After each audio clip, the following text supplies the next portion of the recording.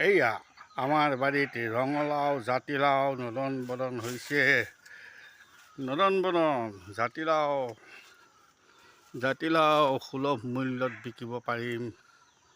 জাতিলাও লাগিছে এয়া, তাৰপিছতে ৰঙালাও লাগিছে।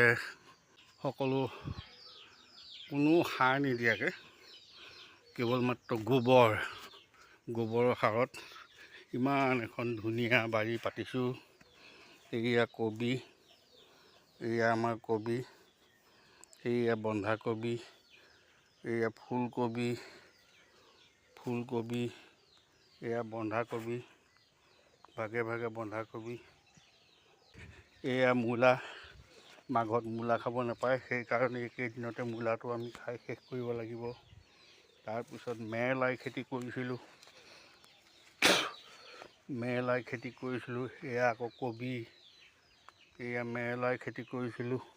সুন্দৰ একোজোপা মেৰলাই এসাঁজ হ'ব।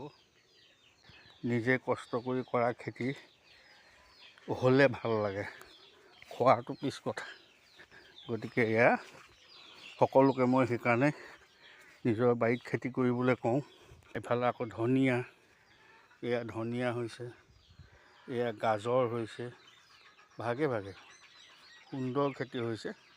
এয়া আকৌ ৰঙা ফুলকবি, সেউজীয়া বেঙুনীয়া ফুলকবি লগাইছিলোঁ।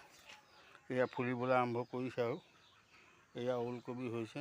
মুখীয়া কচু আকৌ হৈছে, মুখীয়া কচু কৰিছিলোঁ, পুলি দিছিলোঁ, ধুনীয়াকৈ হৈছে মুখীয়া কচু কেইজোপা ইত্যাদি।